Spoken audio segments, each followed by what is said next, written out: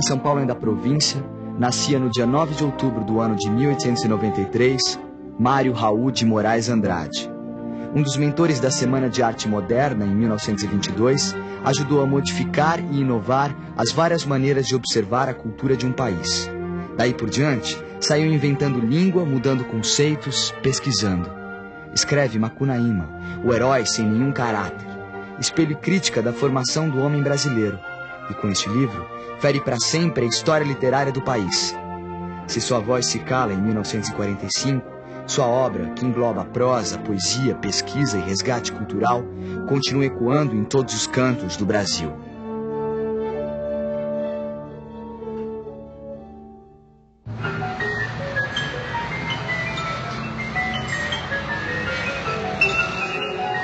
Eu sou um escritor difícil, que há muita gente inquisila. Porém, essa culpa é fácil de acabar de uma vez. É só tirar a cortina que entra a luz nesta escuridez.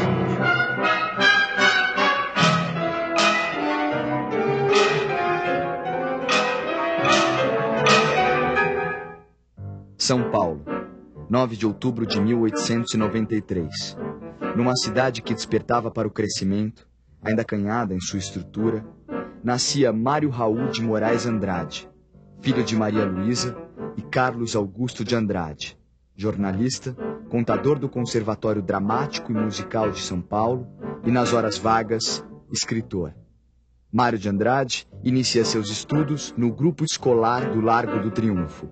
Era um aluno comum, como todos os outros, um estudante que ia no seu ritmo normal, sem nenhuma genialidade que aparecesse naquele momento, né? Ele vai dizer que só depois, já concluindo o ginasial, é que o Mário começa a criar um gosto pela literatura, né? Escrever os poemas, começar então a criar esse gosto pelas letras e pela música. São Paulo, 1911. Mário de Andrade entra para o Conservatório Dramático e Musical. Tocava piano como seu irmão Renato, grande promessa da época. Esse Renato, ele faleceu cedo por uma consequência de um acidente de futebol, assim, a medicina não estava tão bem desenvolvida, então teve consequências que acabaram redundando na morte dele quando ele tinha 15, 16 anos. Isso afetou muito o Mário. E tanto que o desejo inicial do Mário, quando começou a estudar música, era ser concertista. Mas ele ficou tão abalado com a morte do irmão que diziam que ele ficou com um tremor nas mãos que o impedia de ser um pianista. Então ele passou a lecionar e voltar mais para a literatura e para o ensino da música. O ano de 1917 é um ano de mudanças para o mundo e para Mário. Seu pai falece no início deste ano. Logo depois, Mário publica seu primeiro livro, Há uma gota de sangue em cada poema. Em novembro, discursa numa conferência saudando a entrada do Brasil na Primeira Grande Guerra. Essa conferência encanta o Oswald de Andrade, vai ser assim, o Oswald vai assistir essa conferência, ele se encanta com o que o Mário está falando. A partir de então, ele vai se encontrar com o Mário, então, para conseguir o texto, e vão se tornar grandes amigos. Então, esse ano de 17, que é esse ano em que o Oswald entra em contato mais próximo com o Mário de Andrade, é o ano em que também Anita Malfatti está vindo do exterior, né, expondo seus quadros. E o Mário de Andrade visita essa exposição e a crônica ou a história contada por Anita refere-se ao espanto diante daquele moço que ria às gargalhadas diante dos seus quadros. A questão da modernidade nas artes, ela começa efetivamente a tomar corpo aqui no Brasil e aqui em São Paulo, com a exposição de 1917 de Anita, com as tomadas de posições dos vários grupos. Eu acho que é por aí que a coisa começa a acontecer. Mas a reação à exposição de Anita Malfatti é bastante dura, principalmente por parte do escritor Monteiro Lobato.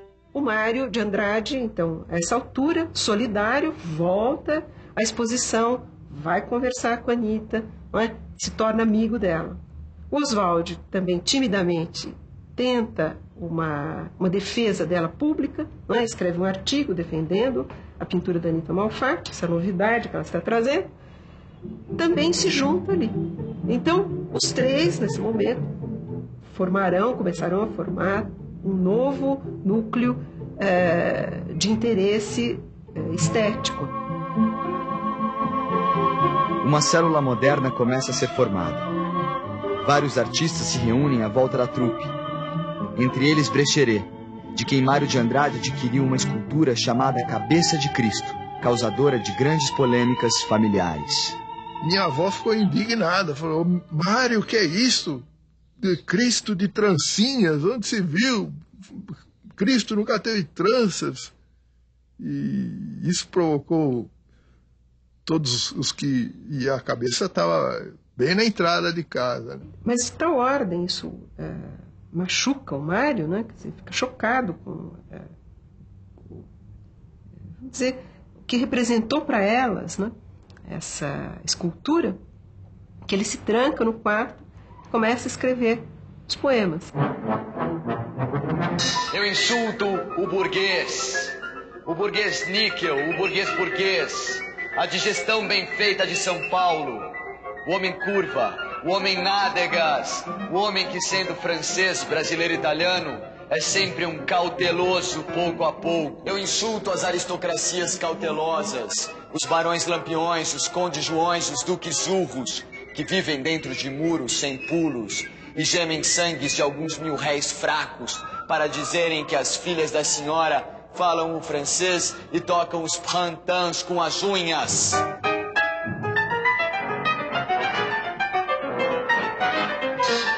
Havia uma inquietação já, mesmo em São Paulo, que apesar de provinciana, São Paulo vivia aquele momento, o influxo da imigração estrangeira, o crescimento da cidade, a chamada modernização paulista, a industrialização, recebia muitos influxos internacionais. São Paulo era a cidade que concentrava essa sede de contemporaneidade que havia. Os escritores passaram a ver São Paulo como o lugar onde era possível fazer uma arte nova, porque a cidade era nova.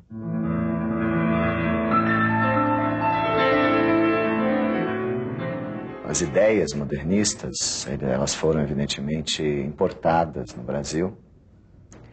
No entanto, essa importação fez com que muito se discutisse no Brasil da própria natureza brasileira, no sentido do que é ser brasileiro, mas inicialmente essas ideias foram penetrando a partir das vanguardas europeias do início do século.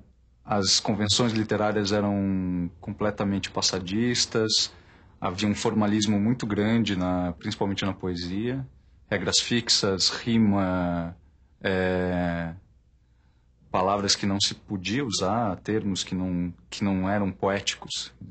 Havia essa ideia de que a poesia era uma bela arte, né?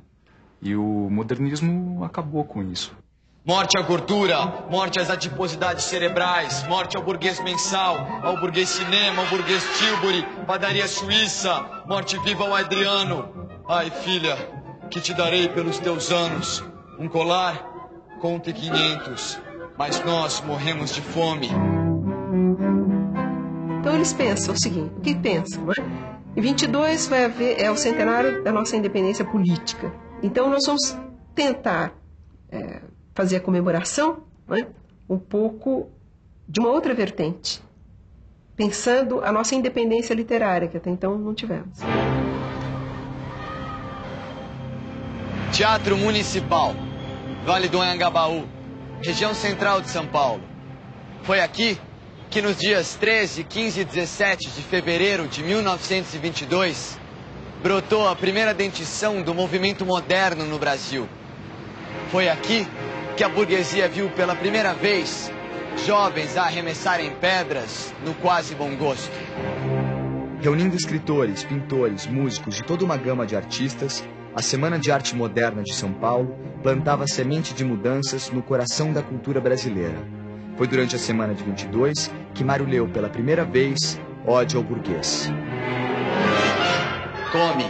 Come-te a ti mesmo, ó gelatina pasma, ó purê de batatas morais, ó cabelos nas ventas, ó carecas. Ódio aos temperamentos regulares, ódio aos relógios musculares, morte e infâmia, ódio à soma, ódio aos secos e molhados, ódio aos sem desfalecimentos nem arrependimentos, sempre eternamente as mesmices convencionais. Testemunhos de pessoas que iam para se divertir, né, para vaiar, né, jovens que descobriram que era possível ir lá e vaiar as pessoas e agredir, já que era uma manifestação tão absurda. Na semana de 22, houve inclusive parentes, não muito próximos, né, mas que ajudaram a vaiar no Teatro Municipal, a apresentação dos modernistas e tal. E minha avó subiu a serra, eu sei que cortou relações durante muito tempo com esses familiares, e depois o tempo vai passando, vai consertando as coisas, né, e a coisa se ajeita. O que o modernismo paulista fez, especialmente, e portanto a Semana de Arte Moderna deflagrou isso, foi abrir para o Brasil a possibilidade da pesquisa estética. Ela faz detonar muitas questões que estão sendo debatidas até hoje. Quer dizer, eu acho que por mais que se possa criticar as contribuições dos intelectuais e dos artistas ligados à semana, foram contribuições fundamentais e que até hoje alimentam o debate da cultura brasileira. Mário, ele era um escritor já maduro durante a semana, né? Então ele foi sim uma referência durante a semana, e durante toda a década de 20, Mário esteve na dianteira do movimento. Ódio e insulto, ódio e raiva, ódio e mais ódio. Morte ao burgueses de olhos, cheirando religião e que não crê em Deus. Ódio vermelho, ódio fecundo, ódio cíclico, ódio fundamento sem perdão. Fora, fora o bom burguês. O ano de 22 é o ano em que ele lança o Paulicéia Desvairada. Depois da semana, mas durante a semana ele lê o livro, né? Paulicéia Desvairada é visto atualmente como o primeiro livro moderno do nosso modernismo. E é um livro em que a preocupação do Mário é representar São Paulo que nasce, né? São Paulo, a nova São Paulo, a metrópole vertiginosa, inapreensível, multifacetada. É uma cidade grande demais para acolhê-lo, por exemplo. E ao mesmo tempo ele tem um sentimento de amor muito grande por São Paulo. Chama São Paulo de minha noiva, São Paulo como são de minha vida. Durante toda a década de 20, Mário de Andrade continuou sua grandiosa produção moderna, escrevendo para várias revistas e jornais, alimentando debates sobre o modernismo e o nacionalismo. Mergulhou na fonte da cultura popular brasileira e afinou contatos com as vanguardas europeias. Mário comia de tudo. Em 1927, viaja pelo norte do Brasil, viagem que se repetirá em 1928. Mário coletou um sem número de lendas, tradições, manifestações, resgate que veio influenciar toda a sua obra futura. Dessa primeira viagem que ele faz ao Amazonas vai ficar a semente do Macunaíma, né?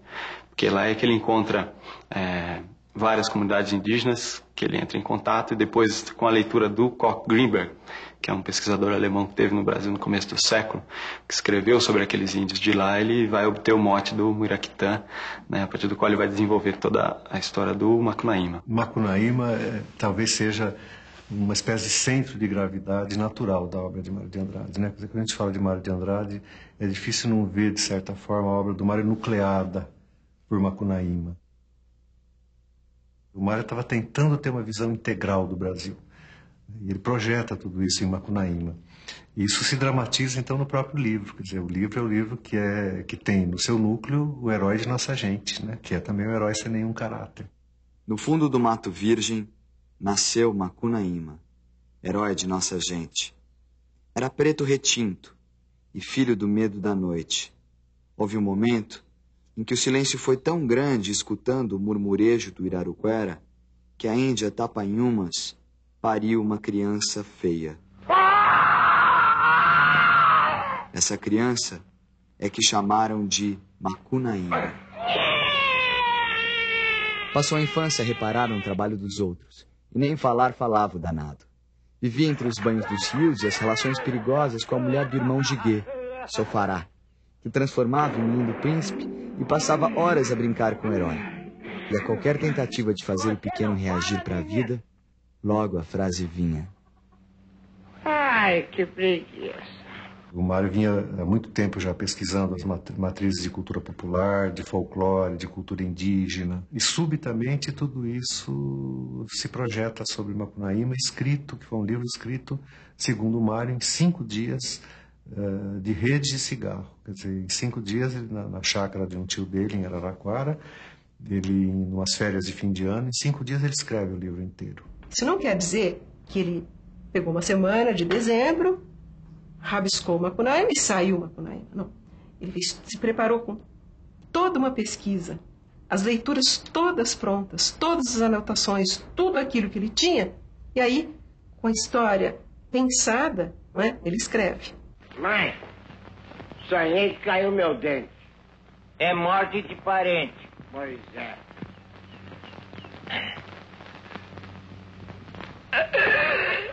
O pequeno herói vivia se relacionar com os mais de 1000 mitos e lendas da terra.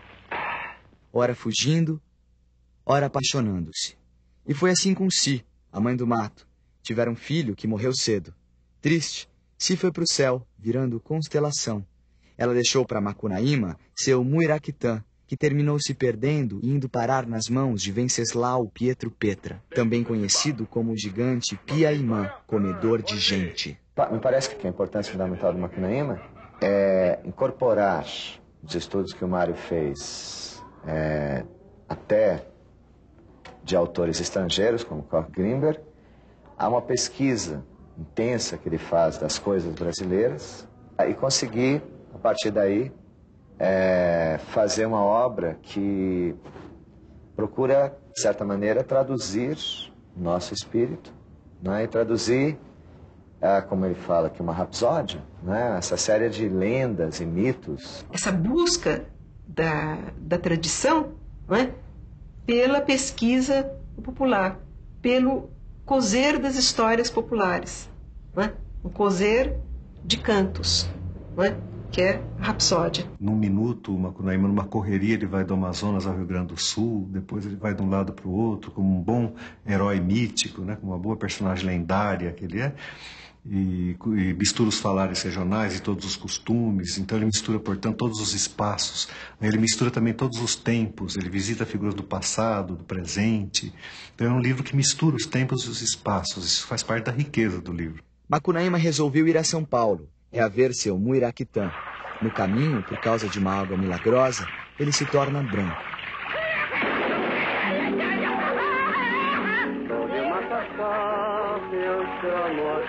E ao chegar à cidade grande, o herói fica espantado.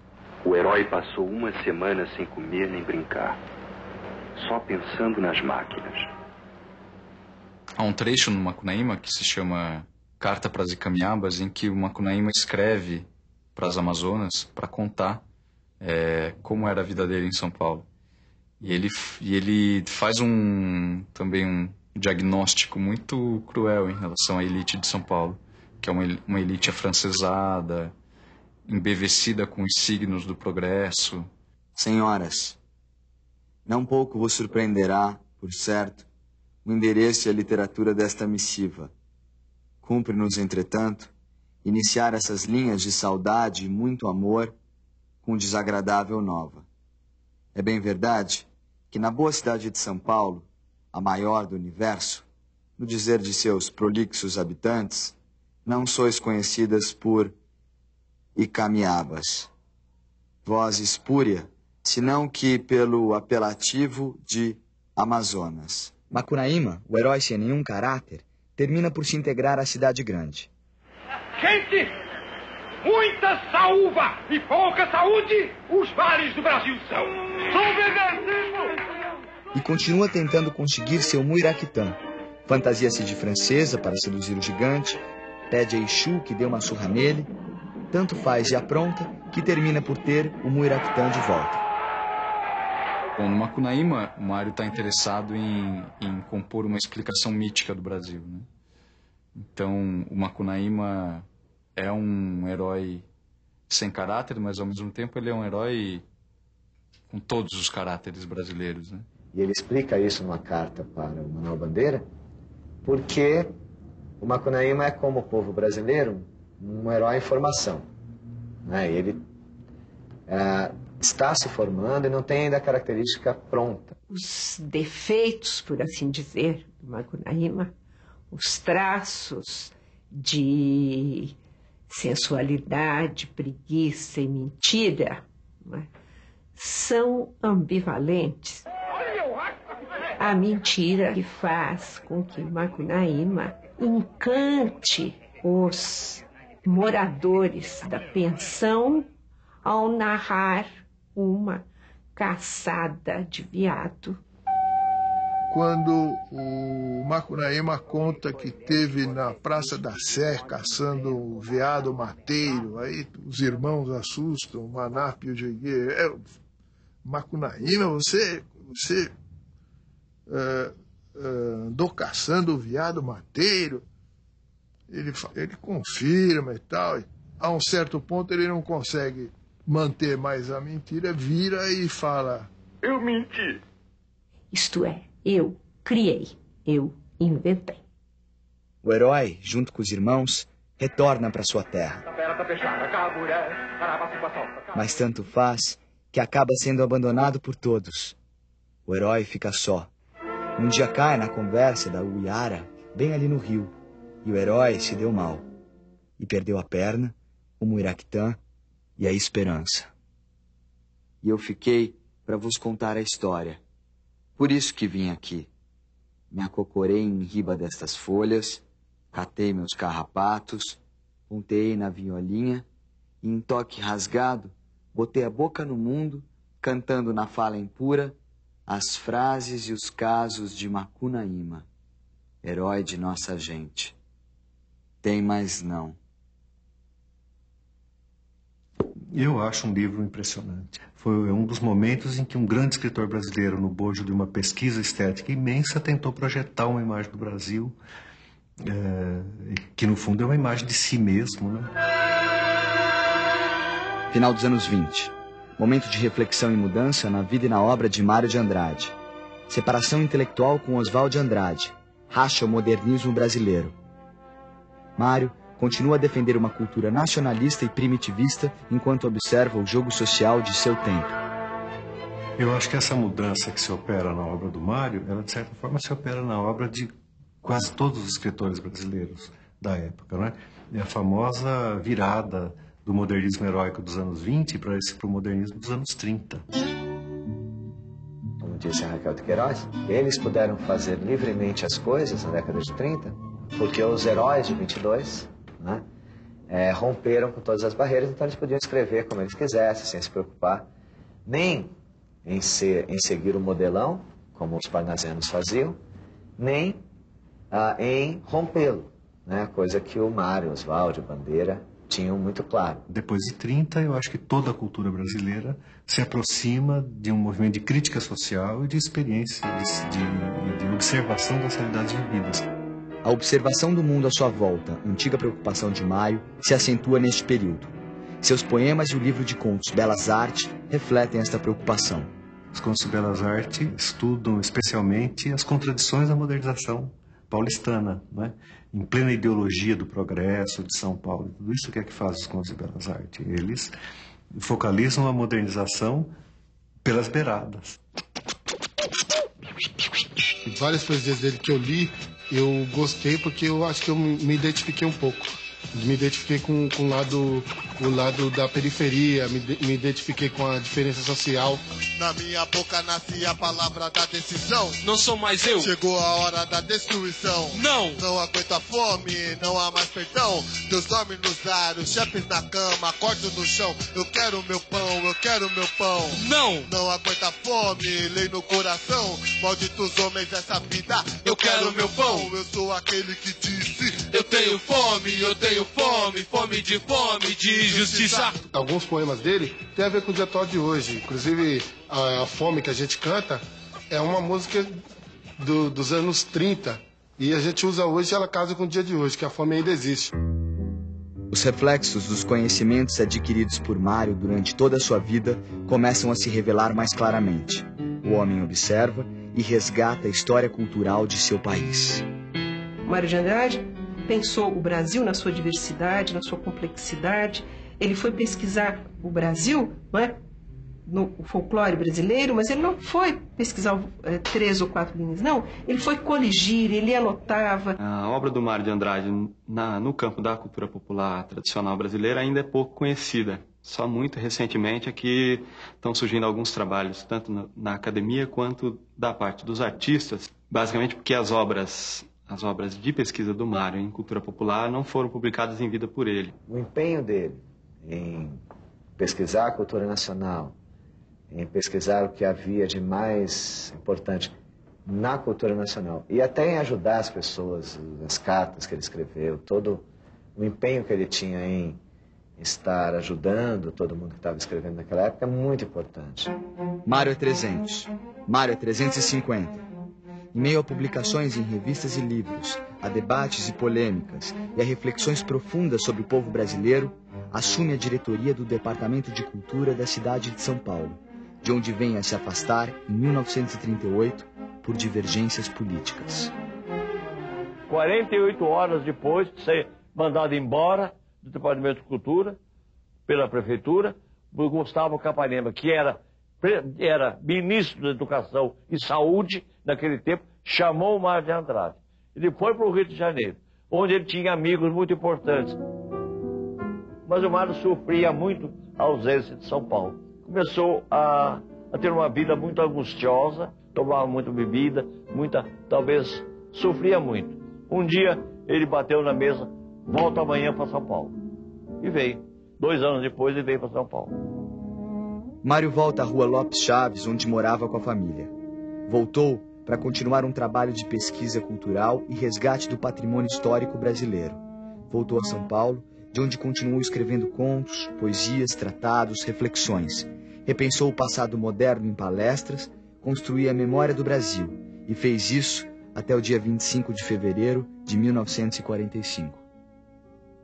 Então, eu soube que na véspera de sábado para domingo, Mário teve um infarto. E esse infarto se repetiu mais ou menos 3, 4 horas da manhã. Repetiu e... O Brasil ficou meio órfão, sem um de seus principais inventores. Mas o nome de Mário de Andrade não foi esquecido. Sua obra continua a revelar a dimensão de um país que precisa ser compreendido e lido. Ler hoje é uma atividade meio subversiva. Principalmente ler escritores que se dedicam a fazer uma literatura inovadora, como o Mário se dedicou. Escritores que se dedicam a entender o país, como o Mário fez. O Mário, no fim da vida, ele dizia que ele devia ter sido mais artista e menos pensador, né? Que talvez ele tenha dado ao pensador um lugar muito amplo na própria obra e esquecido um pouco o artista. Eu acho que Macunaíma foi um momento em que essas duas tendências, essas duas forças se equilibraram. Essa busca da nacionalidade brasileira, entende?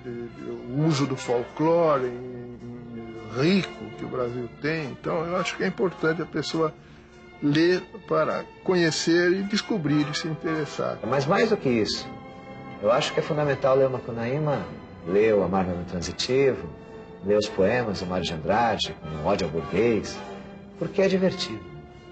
Isso eu acho uma coisa fundamental. Os professores de literatura em geral falam, é preciso ler porque é importante. Acho que eles não gostam de ler. É preciso ler porque é divertido.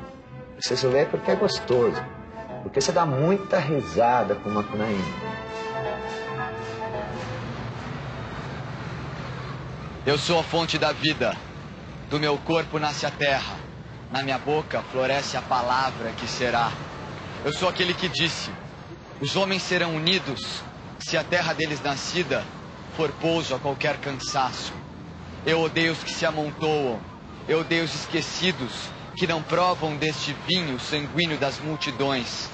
É deles que nasce a terra, e são a fonte da morte. Eu sou a fonte da vida, força, amor, trabalho e paz.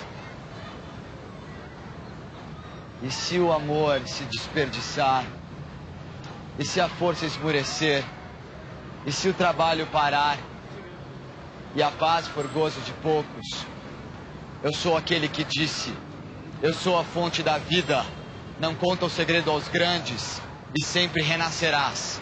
Força, amor, trabalho e paz.